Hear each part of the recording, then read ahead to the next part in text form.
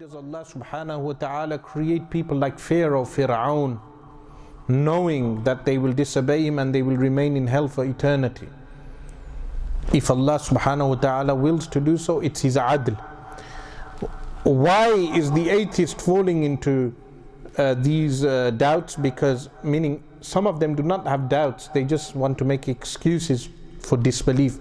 But why do some Muslims fall into doubts regarding this?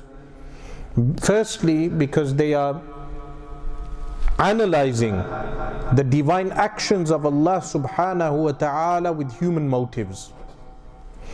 They are bringing a human ethical standard, what they deem as ethical, because in reality ethics and defining evil and morality is not done with the mind.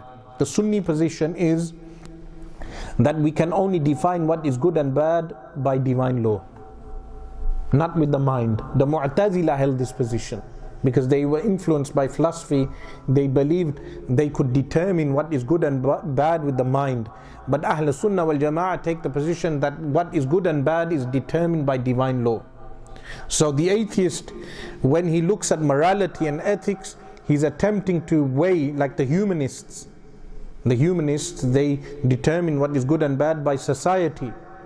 But he is making the mistake of weighing the divine actions with his mind, or not even with his mind, what is deemed as ethical and moral in that society.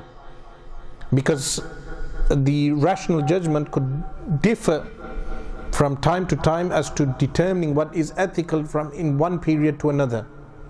So this is one mistake.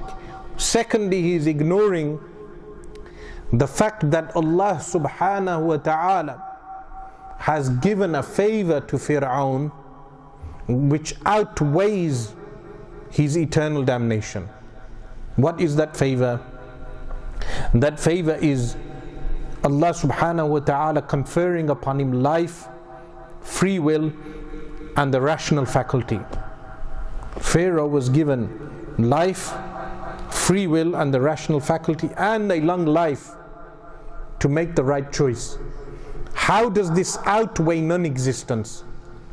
Meaning, when Fir'aun is burning in hell, he may say, take me out of existence. But how does this outweigh non-existence?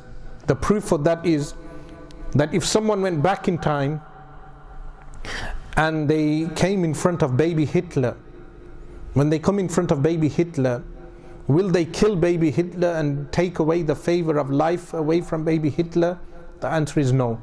Even if they know that Hitler will grow up to be an evil man who will commit atrocities against humanity, kill 6 million Jews and millions of others, and be one of the causes of World War II, this evil man. But as a child, you will not take away the God-given right for Hitler to live, which is life, and he will grow up to have free will and intellect. So the fact that you will not take away this right from Hitler shows that you acknowledge the fact that life, free will, and intellect is greater than not coming into existence, even if the person will make the wrong choice. Additional to that, the choice that Pharaoh makes, and the choice Shaitan makes, and the choice Abu Lahab makes is their own choice. Allah subhanahu wa ta'ala, knowing they will make that choice, does not mean Allah subhanahu wa ta'ala has forced them to do so. Additional to that, Allah subhanahu wa ta'ala, knowing they will burn in hell forever, is not Allah subhanahu wa ta'ala doing injustice. No. Allah subhanahu wa ta'ala did justice. Why? Because He gave them the 3 favors which outweigh their eternal damnation. An additional proof to that is the fact that taking a life away from another human being in many countries of the world is punished with death. Why taking away a life? Meaning, according to an atheist, the person has done a favor, because taking away someone's life would mean they do not go through any difficulty in their lifetime. You've done them a favor. But no, even atheists, or majority of them, because some of them take very weird, bizarre stances in order just to, like incest. like Lawrence Krauss saying that incest could be permitted.